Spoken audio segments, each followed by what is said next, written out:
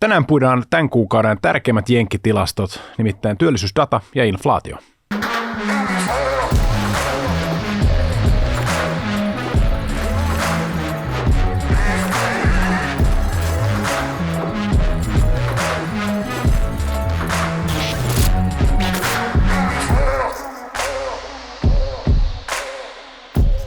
Tervetuloa taas Traders Clubin pariin. Tää Jukka ja meikäläinen taas jälleen kerran keskustellaan osakemarkkinoista ja siitä, että miten me saadaan susta parempi treidaaja. Tässä kun kuvaillaan, niin me itse saadaan inflaatioluvut ihan tässä vartin päästä ja päästään vähän niin kuin sillain livenä katsoa niitä ja miten se vaikuttaa markkinaan, mutta onko näillä jenkkien työllisyystilastoilla tai inflaatiodatalla nyt mitään merkitystä tuon markkinan niin kuin suunnan suhteen? Et tällä hetkellä tuntuu sitä, että sitä ei pysäytä mikään. Se vaan pikkuhiljaa tikkaa ylöspäin ja pienen korjausliikkeen jälkeen niin jatketaan taas tikkausta ylöspäin. No varmaan inflaation suhteen niin ei ole enää järkyttävän suurta merkitystä siinä mielessä, jolla ei saada jotain uutta inflaatioyllätystä. Ja nyt vaan katsotaan, että se inflaatio ei lähde uudestaan kiihtymään, niin kaikki on hyvin. Mutta ehkä se mielenkiinto kohdistuu tällä hetkellä tuonne työllisyysdataan. Eli periaatteessa se on ollut niin kuin ainoa syy, minkä takia jenkit ei ole valunut siihen kaikkien odottamaan taantumaan. Ja se vahva työmarkkina on pitänyt koko sen talouden koossa. Ja nyt näkyy niin kuin pieniä merkkejä siitä, että kaikki ei ole ihan täydellisesti siellä niin kuin lukujen perusteella vielä kaikki on ok, mutta mennään tänään syvemmälle noihin työpaikkatilastoihin, katsotaan sinne pinnan alle. Ja kuten sanoin, inflaatiodata saadaan kohta, eli ei mennä vielä graafeille, vaan aloitetaan tuon datan puolelta tänään. Eli jenkkien uudet työpaikat kuukausittain ja keltainen viiva merkkaa 3 kuukauden keskiarvoa. Selkeästi ollaan nähty tämmöistä pientä kääntymistä tuolta pohjalta ja hyvä niin, koska jos työpaikat laskee, niin se ei ole hyvä juttu. Taantuma saattaa olla nurkan takana silloin, mutta erikoista tässä on mun mielestä nyt se, että viime kuussa kun me katsottiin, että Herran Jumala, että sieltä tuli ihan hirveä iso luku uusia työpaikkoja, joku mikä se oli 300 jotain tuhatta ja nyt se on sitten taas vedetty alaspäin ja korjattu enää 230 000, niin onko tämä huono asia, että sitä on vedetty noin paljon alas? Vaikuttaako tämä nyt sittenkin heikolta, vaikka tämä 3 kuukauden keskiarvo olisikin vähän nouseva? Joo, tosiaankin taas nähdään toi tilastoihme, eli tilastot muuttuu jälkikäteen aika huomattavastikin. Ja toi tammikuun luku selkeästi korjattiin alaspäin yli 100 000. Se itsessään nyt toi luku, mihin se korjattiin, eli 230 000, niin sehän on erittäin vahva luku edelleenkin. Kaikki yli 200 on erittäin tervettä, hyvää, jopa trendiä nopeampaa kehitystä työmarkkinalla, ja se on itsessään niin kuin hyvä luku. Ja samaan aikaan toi uusin luku, eli helmikuun luku, niin 275 000, odotuksissa oli 200 000, eli selkeästi yli odotusten jälleen uusia työpaikkoja, mikäli tuo luku nyt sitten pitää, että se nähdään taas seuraavien 2 kuukauden aikana, että mihin suuntaan korjataan. Et yhteensä tammikuuta ja joulukuuta korjattiin alas 167 000. Se on aika paljon. Mutta itsessään niin kun nuo absoluuttiset luvut, mihin nyt jäätiin noiden korjausten jälkeen, on edelleen erittäin vahvat. Ja kuten sanoin, niin tuo 3 kuukauden keskiarvo, niin se ennemminkin kääntyy ylöspäin tällä hetkellä. Eli nyt ikään kuin se tuo ehkä niin kuin jonkunlaista turvaa kanssa siihen, että kun aikaisemmin me mietittiin sitä, että nyt kun tämä työmarkkina tuolta niin kuin kuumilta tasoilta normalisoituu, niin jatkaako se samaa trendiä alaspäin, eli sitten me mennään sen niin kuin huolestuttavalle alueelle. Sitä se ei ole tehnyt, vaan se ennemminkin stabiloitu ja se on kääntynyt uudestaan ennemminkin nousuun.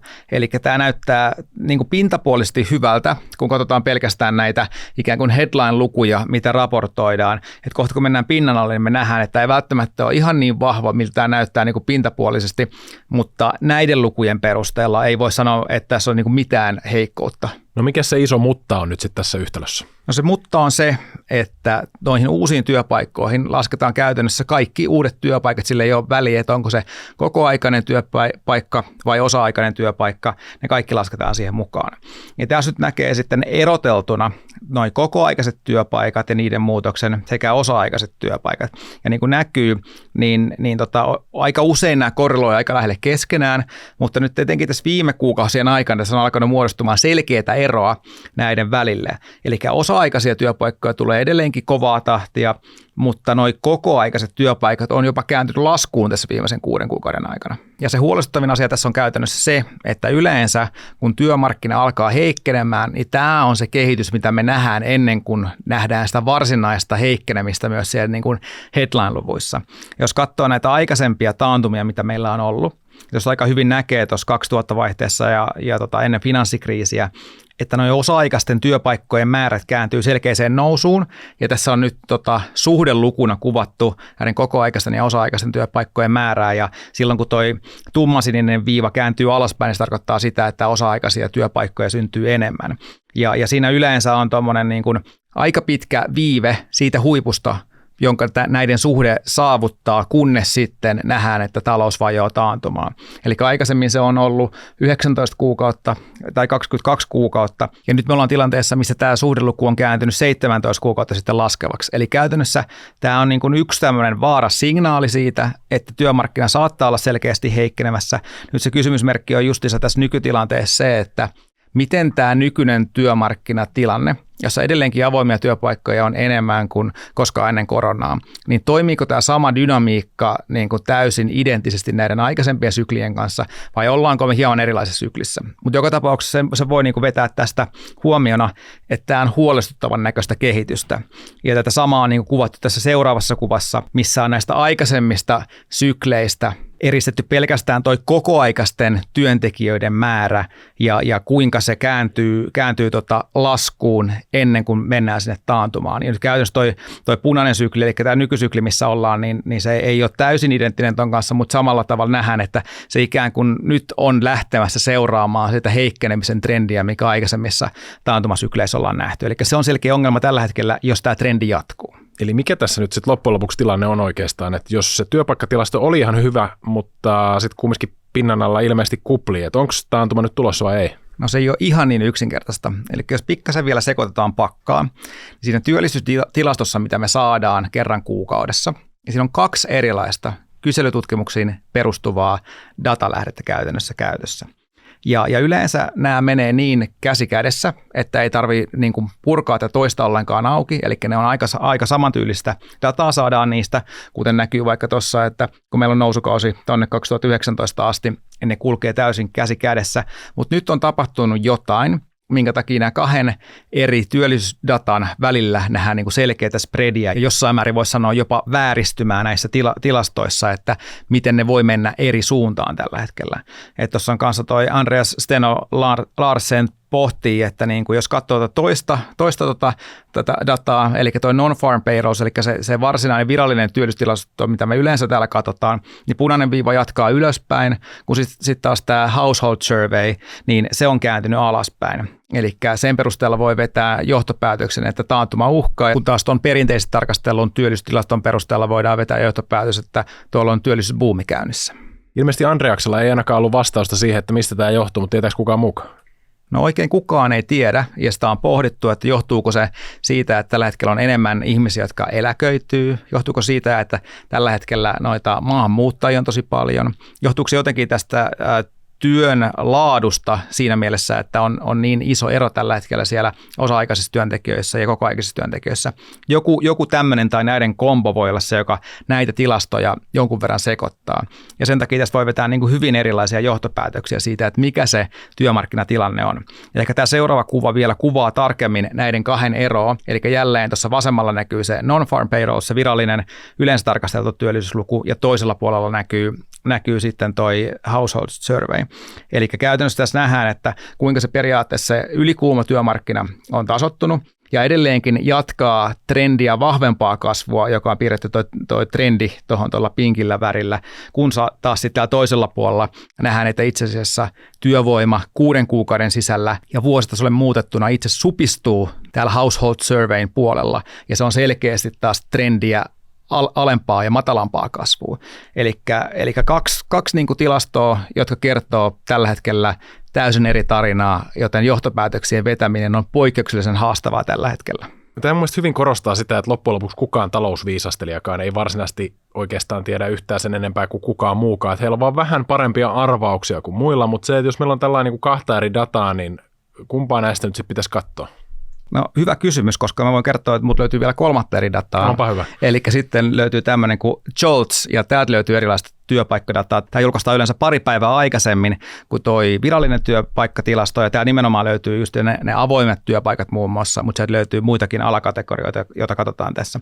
Eli periaatteessa Edelleenkin niitä avoimia työpaikkoja on Jenkeissä yli 8 miljoonaa enemmän kuin koskaan ennen koronaa, eli siinä mielessä näyttää niin kuin tilanne aika hyvältä, vaikkakin normalisoituvalta, eli se on toi harmaa kuvaaja tuossa. Sitten meillä on seuraavana toi quits rate, eli käytännössä se, että kuinka suuri osa työntekijöistä lopettaa. Ja minkä takia se pomppasi ylös tuossa 2021, niin silloin oli niin huutava pula työntekijöistä, että moni työnantaja tarjosi huimia palkkoja, joka tarkoitti sitä, että kannatti vaihtaa uuteen työpaikkaan, koska sai niin paljon parempaa palkkaa. Ja sen takia se quits rate nousi selkeästi. Ja nyt kun tilanne on työmarkkinoilla normalisoitunut, niin toi on palannut tuohon aika normaalille tasolleen. Eli siinäkin niin kuin nähdään selkeitä normalisoitumista. Ja sitten taas toi hiring rate, no siinä ei ihan niin isoja muutoksia muutenkaan ollaan nähty, mutta sekin on ennemminkin pakitellut tuohon normaalille tasolleen. Eli käytännössä jos katsoo niin kuin absoluuttisia tasoja, niin tilanne tämän kolmannen työllisyysdatan perusteella on se, että työmarkkina on normalisoitunut, mutta täällä ei mitään niin kuin selkeää heikkoutta näy noiden absoluuttisten tasojen kautta. Sitten voi tietysti katsoa sitä kautta, että yleensä kun mennään taantumaan, niin nämä kääntyy aina alaspäin ja alkaa trendaamaan alaspäin. Sitähän nämä tekee tällä hetkellä, mutta nämä ei käytännössä vielä ole rikkonut mitään tärkeitä niin kuin tasoja tai laskenut tuon niin kuin keskiarvon alapuolelle, missä ne on viimeisen 10 vuoden aikana mennyt. Eli siinä mielessä tämä on enemmänkin niin kuin normalisoitumista, mutta myöskään tämä trendi ei saisi jatkuu alaspäin kovin pitkään, tai muuten tämäkin alkaa näyttämään jonkunlaista heikompaa signaalia. Eli jos tässä ruvetaan nyt ynnäilemään näitä eri statistiikkoja, niin se non-farm payrolls, niin siellä kun oli niitä osa-aikaisia ja sitten niitä täysaikaisia, niin se oli semmoinen ihan ok statsi. Sitten oli tämä keskimmäinen, eli se household survey, eli se oli niin kuin peukku alas, se ei ollut hirveän hyvä. Ja sitten taas tämä on niin kuin normalisoitunut, mikä taas sitten olisi ehkä ennemminkin peukku ylös, eli kaiken kaikkiaan 1+1+1 on niin kuin sillain peukku puoliväliin. Joo, jos noit kaikki 3 summaa, niin voi sanoa, että aika neutraali tilanne, eli ei missään nimessä niin kuin, ole ongelmaa sen suhteen, että työmarkkina olisi liian kuuma, mutta toisaalta on vähän signaaleita, että ollaan kääntymässä väärään suuntaan, ja etenkin jos se trendi jatkuu nyt pidempään siihen väärään suuntaan, niin voidaan helposti ja nopeastikin olla sitten niin kuin huonossa tilanteessa, mutta ei olla vielä. Ja tässä on ehkä hyvä huomata se, että harvoin saadaan näin erilaista ja risteävää dataa, jota on vaikea tulkita, joten niin kuin yleensä me voidaan vetää näistä samoista datoista aika samanlaisia johtopäätöksiä, mutta ehkä nyt niin kuin korostuu se, että pitää seurata kaikkia näitä eri datapisteitä, jotta voi jotenkin olla niin kuin kartalla tuossa, ja toi on ehkä niin kuin paras summeraus siitä, että minkälaisessa tilanteessa nyt ollaan työmarkkinoilla. Eli tällä hetkellä ei ole mitään hätää, mutta mitkä on sitten ne signaalit, missä vaiheessa pitää niin kuin pistää salkku sileeksi? No salkku ei välttämättä kannata laittaa sileeksi missään tilanteessa, mutta yleensä historiassa aina ennen kuin ollaan menty taantumaan, niin siellä non-farm payrollsin puolella nähdään useita kuukausia alle 100 000 lukuja uusien työpaikkojen suhteen. Me ei olla lähelläkään siellä tällä hetkellä. Ja aina myös nähdään se, että nuo uudet työttömyyskorvaushakemukset, jotka saadaan siis joka torstai, niin ne alkaa trendaamaan selkeästi ylöspäin. Tämäkään ei ole vielä tapahtunut. Ja sitten taas työttömyysaste näissä kuukausittaisissa työllisyysraporteissa nousee useita kuukausia. Se on nyt ehkä siellä niin kuin stabiloitunut. Siellä on joitain kuukausia, että ollaan vähän menty ylöspäin, ennemminkin semmoista niin kuin siksakkia edes takaisin, mutta ei ole semmoista niin kuin selkeää nousutrendiä lähtenyt muodostumaan vielä sinne. Ja nyt kun ollaan käytännössä siellä niin kuin about täystyöllisyydessä, niin se ei oikein voi trendata enää alaspäinkään, joten se on aika normaali, että se menee ennemminkin sivuttain tällä hetkellä, mutta siellä ei selkeästi ole vielä semmoista niin kuin käännettä tapahtunut ylöspäin. Ja nämä on yleensä semmoisia signaaleita, että nämä kaikki tapahtuu ennen kuin mennään taantumaan ja tapahtuu useita kuukausia aikaisemmin, jolloin nämä on niin kuin tietyllä tavalla etukäteissignaaleja siitä. Mutta kuten sanotte, nyt täytyy seurata aika tarkasti niin kuin kaikki eri datapisteitä ja etenkin toi osa-aikaisten ja kokoaikaisten työntekijöiden suhde on mielenkiintoinen tässä seuraavissa raporteissa, että miten se jatkaa kehittymistä. Nähdäänkö, että se ennemminkin lähtee pikkuhiljaa paranemaan vai jos ne erkanee entisestään ikään kuin väärään suuntaan, niin se on sitten taas yksi niin kuin uusi signaali riskeistä. Mutta työmarkkina on tosi tärkeä koko talouden kannalta, yritysten tulosten kannalta ja varmaan voisi sanoa, että yksittäinen tärkein makrotekijä tälle vuodelle. Sitten jos siirrytään pikkuhiljaa sinne inflaation puolelle, kello on jo sen verran, että data on tullut ja jännittää, että miltä siellä graafeilla näyttää tällä hetkellä, mutta siinä työpaikkatilastojen mukana, siinähän tulee myös palkkatilastoja ilmeisesti mukana. Miltä ne näytti tällä kertaa? Tässä tosiaankin se kuukausinäkymä, eli saatiin matalinta palkkojen nousua moneen vuoteen, eli hyvä tilasto siinä mielessä, että nähdään, että inflaatiopaineet, palkkapaineet hellittää myös siellä ja ikään kuin hyvä uutinen Fedin suuntaan.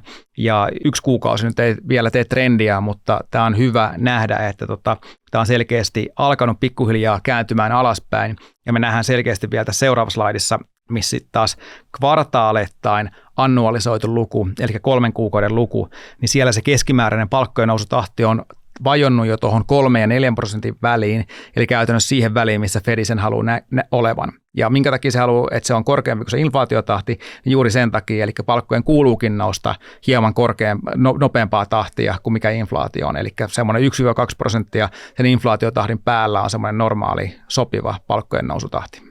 Mutta sitten itse inflaatioluvut, ne saatiin just äsken, ja oliko uutiset nyt sitten hyviä huonoja vai hyvin huonoja? No nekin oli aika neutraaleita oikeastaan.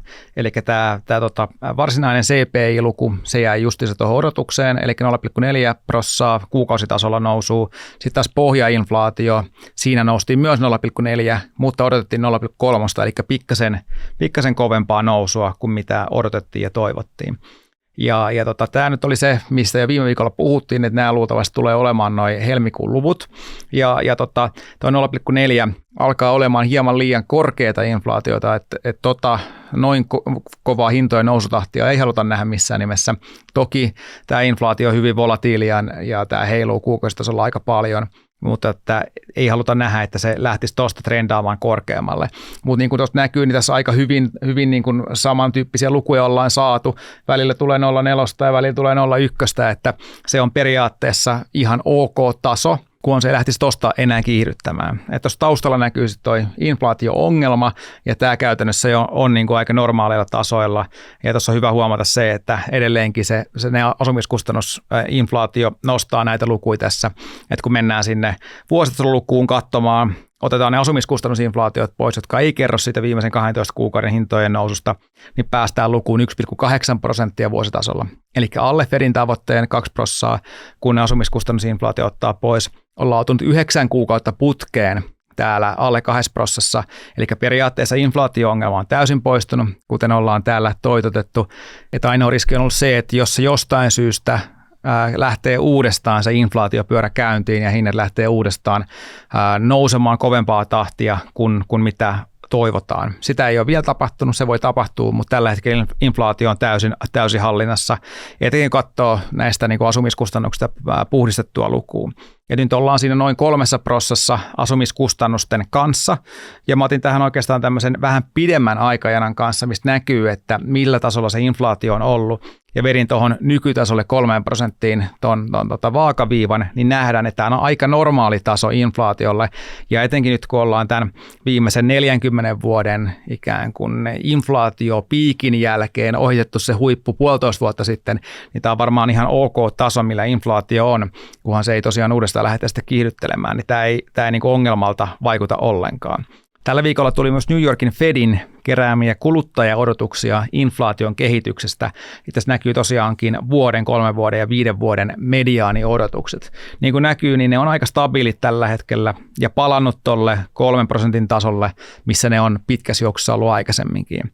Eli tälläkään puolella ei näy mitään ongelmaa ja Fed nimenomaan haluaa ja tykkää siitä, että ne inflaatio-odotukset on ankkuroituja ja ei pelätä sitä kovaa inflaatiota, johon yrityksessä saattaisi varautua sitten nostamalla hintoja ikään kuin jo ennakkoon, jotta ei olla sitten myöhässä ja kustannusinflaatio laskee marginaalia ja näin edespäin. Eli inflaatio-ongelma on tällä hetkellä aivan selkeästi takanapäin, eikä se ole mikään ongelma. Että tämä mun mielestä niin kuin parhaiten näyttää tuon inflaatiopiikin, ja me ollaan pitkän aikaa nyt oltu niin kuin tuolla normaalilla tasoilla, missä ei ole ongelmaa.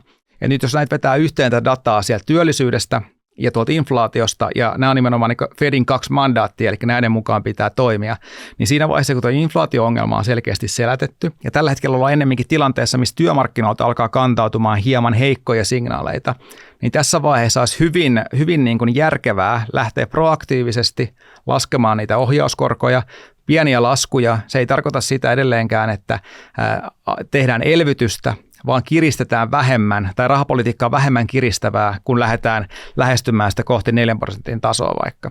Eli järkevää olisi tehdä tässä vaiheessa koronlaskuja, jolla ei haluta ajaa taloutta taantumaan tarkoituksenmukaisesti.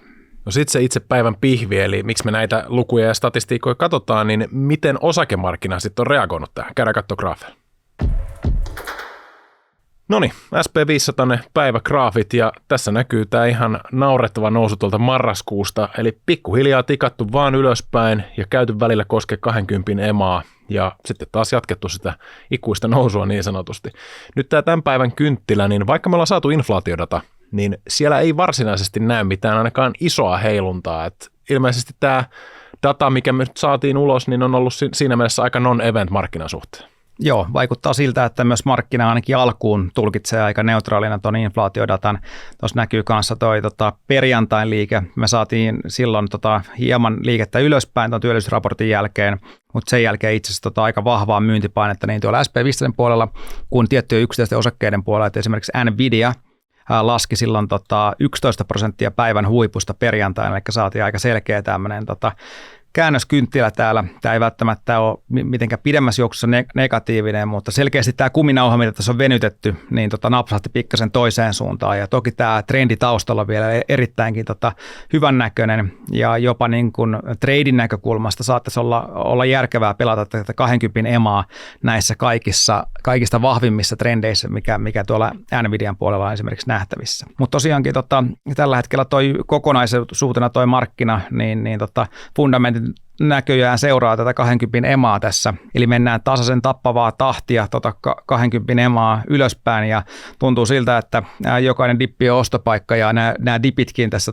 viime viikkoina on jäänyt pikkasen miedommiksi, eli ei pääse edes niin syvästä dipistä ostamaan. Eli tässä varmaan voi mitään muuta sanoa kuin, että supervahvan tämä markkina on. 26% ollaan nyt tullut tuolta lokakuun lopun pohjista ylöspäin, eli ihan ennennäkemättömiä lukuja näin lyhyessä ajassa. Mutta jos mennään tosiaan päivän sisällä vielä katsomaan, että minkälaista liikettä tuommoinen raportti aiheuttaa, niin nähdään, että täällä on tämmöinen ihan nätti 40 pisteen liike tapahtunut ton tilastojulkistuksen jälkeen, jos sitä suhteuttaa vaikka tuohon eiliseen päivään, niin katsotaan, että siellä toi koko päivän range on oikeastaan pienempi kuin mitä tuossa tapahtuu 10 minuuttia tuon tilastojulkaistun jälkeen. Toki nyt nähdään, että missä toi tilasto julkaistiin, mistä lähdettiin ja missä tällä hetkellä ollaan, niin juurikaan ei isompaa liikettä olla nähty, eli periaatteessa ainakin tällä hetkellä aika neutraali reaktio markkinalla, eli ei isompaa liikettä suuntaan tai toiseen tilaston julkaisun jälkeen. Mutta me viime viikolla uumoiltiin sitä, että tämä viikko, kun tässä on tämä surullisen kuuluisa kuukauden 3. perjantai, plus sitten tässä oli vielä ilmeisesti tämä niinku vuoden sisällä se yksi niistä 4 kerrasta, kun niitä optioita erääntyy, että kaikki tavallaan osuu samalle viikolle, että voisi olla, että koska niitä call-optioita, eli ollaan panostettu sen nousun puolesta, niin niitä on enemmän suhteessa niihin put-optioihin, niin markkinatakaajat yrittäisi painaa markkinaa vähän alaspäin, jotta saataisiin sitten niitä optioita erääntyy arvottomina. Joo, usein käy näin. Tai ainakin niin kuin voi sanoa, että jompaan kumpaan suuntaan markkina tekee selvempää liikettä. Nyt nähdään nyt tämän viikon aikana, että kumpi se suunta on ja nähdäänkö se tällä kertaa, mutta usein käy näin. Ja tosiaan kyllä niin kuin sen verran euforista tunnelma tuolla markkinoilla on ollut, että niin call-optioita on enemmän. Eli silloin keskimäärin se tarkoittaa sitä, että olisi todennäköisempää, että se markkinaliike olisi alaspäin. Mutta nyt se jää nähtäväksi, että mitä tässä loppuviikon aikana vielä tapahtuu. Että nyt kun ollaan saatu ikään kuin nämä isot tilastot tästä alta pois, niin nyt markkina voi myös ikään kuin vapaammin liikkua siihen suuntaan, mihin isoimmat tekijät haluaa sitä liikuttaa, koska ne tietää jo tilastot ja ikään kuin ei riskeeraa sitä, että tulee jotain todella mullistavaa ja niin kuin omat positiot menee niin kuin täysin kuralle. Sä nostit tuossa sen Nvidia ja se tuli kovaakin silloin yhtenä päivänä alas sieltä huipuista, mutta ei toi indeksi nyt sitten kumminkaan ihan niin paljon liikahtanut. Et ilmeisesti muut indeksin osakkeet on kumminkin pitänyt pintansa tässä Nvidian tuskassa. Joo, tosiaankin vähän aikaan ei olla puhuttu tästä SP500 Equal Weight-indeksistä, eli jokainen osake on samalla painolla, eikä voi selittää siten pelkästään noiden isoimpien osakkeiden ylöspäin menevällä liikkeellä. Ja tästä nähdään, että viimeisen viikon aikana tämä on tehnyt kaikki aikojen huipun. Eli SP500 osakkeet tasapainoin on kaikki aikojen huipuissa, ja tämä näyttää erittäin hyvältä tämä trendi. Ja käytännössä tästäkin lähtisin kyllä varmaan ostamaan 20 emalta, jos niitä korjauksia saadaan alaspäin. Eli tässä kun tämä nousuralli on saanut ikään kuin pikkasen leveämpiä hartioita, pikkuhiljaa yhä useampi osake alkaa liittymään siihen, niin näkisin ennemminkin todennäköisyydet tälle jatkua tästä pisteestä, nyt kun aletaan puhkomaan näitä kaikkia aikojen huippuja yhä useammassa osakkeessa ja myös niin kuin täällä laajemman indeksin puolella. Et myös tuolla Russell 2000, joka ehkä otti sen kaikista syvimmän korjauksen tuossa vuodenvaihteen jälkeen, niin tämäkin on pikkuhiljaa nakutellut ylöspäin ja viime perjantaina kävi jo rikkomassa ton viime vuoden lopun huipun tuossa. Se on samalla myös tälle indeksille noin 2 vuoden huippu, eli täälläkin tekninen kuva näyttää aika hyvältä tällä hetkellä ja tässä itse tänään ollaankin käyty tuossa jo 20 emalla, eli tässäkin katsoisin ostopaikkoja ennemminkin näistä korjausliikkeistä ja uskoisin, että tästä eteenpäin on aika hyvä mahdollisuus näillä kaikilla indekseillä jopa niin kuin vahvistaa tätä liikettä ylöspäin, koska tällä hetkellä se vahvuus näyttää olevan tosiaankin niin laajalaista. No nyt näiden 2 jenkkitilaston jälkeen, kun markkina ei ole semmoista varsinaista isoa liikettä tehnyt oikein suuntaan tai toiseen, ja nyt jos miettii tätä koko tämän vuoden nousua, tai oikeastaan sitä nousua sieltä just lokakuun pohjista, niin tämä on pikkuhiljaa vaan mennyt ylöspäin, ja kaikki tulos- ja data-asiat, mitä nyt tässä tulee julki, niin ne on siinä mielessä vähän semmoisia niin kuin kädenlämpöisiä, että siinä vaiheessa vasta kun saadaan odotuksista eriävää dataa, niin siinä vaiheessa voitaisiin ehkä nähdä sitten jotain isompaa korjausta, mutta siihen asti, niin voisiko tämä olla niin kuin sä sanoit jo silloin joskus vuoden alussa, että varmaan mennään vaan sillä pikkuhiljaa tylsästi ylöspäin? Joo, se on edelleenkin odotuksessa, että tylsää tasaisen tappavaa nousua ylöspäin pikkuhiljaa. No mitä meidän salkulle kuuluu tällä hetkellä? Sulla on selkeästi vielä indeksin päällä, ei paljon, mutta sen verran kumminkin, että voidaan sanoa, että ollaan indeksin päällä ja se on aika lailla siitä lähtien, kun sinne pääsit, niin pysytelty tavallaan siinä semmoisen hyvän etäisyyden päässä. Aina kun indeksi on tullut ylös, niin sunkin salkku on pikkuhiljaa mennyt ylös. Joo, tosiaankin aika sivuttaisliitoa nyt tässä viimeiset viikot. Oikeastaan odotellaan sitä seuraavaa iskupaikkaa, että aina ei tarvitse olla kovinkaan vahvasti tuolla markkinoilla, että sillä kun niitä paikkoja löytyy, niin käytetään niitä hyväkseen. Mutta sulla toi Tesla nyt ainakin viime viikkoon nähden niin uutena tuolla salkussa. Tällä hetkellä näköjään ihan pienesti tappiolla, mutta mikä siinä on ideana?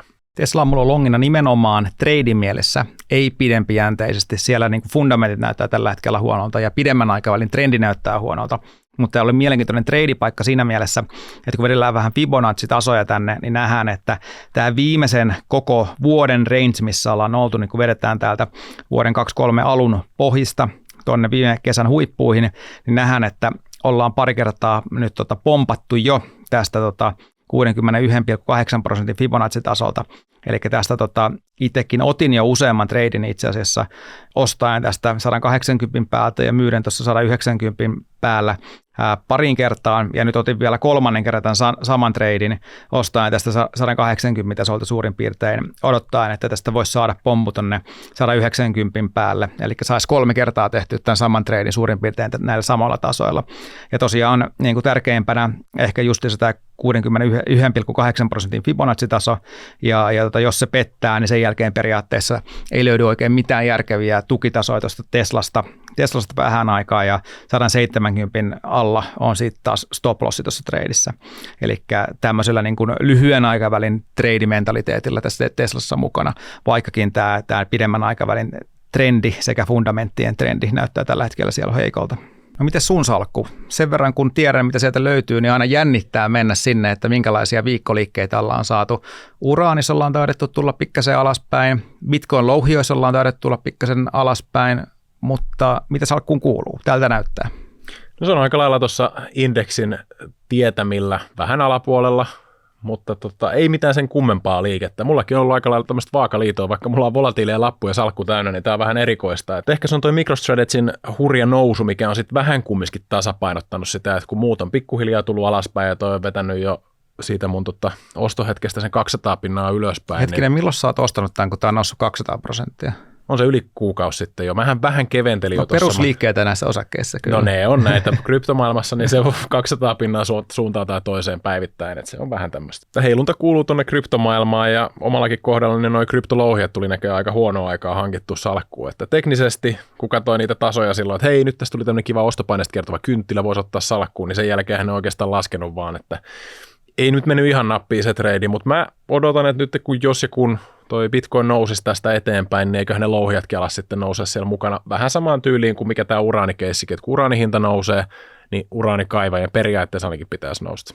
Mä oon vähän se Mobileye alkanut houkuttelemaan. Tässä on moni muukin lähtenyt siihen mukaan ja se oli aika vakuuttava se esitys, mikä sulla oli täällä Tradescalpin puolella ja siinä on vähän niin kuin semmoista hyvää iskunpaikkaa nyt odottanut teknisen analyysin kautta ja siinä voisi ehkä pikkuhiljaa olla semmoinen ihan hyvä spotti, että voisi ainakin just sen aloitusposition ottaa siihen ja sen jälkeen sitten, jos haluaa kasvattaa vielä, niin etsii sitten uutta paikkaa siihen, mutta mä veikkaan, että se ehkä ihan nyt tässä lähipäivinä tai viikkona löytyy sitten munkin salkusta.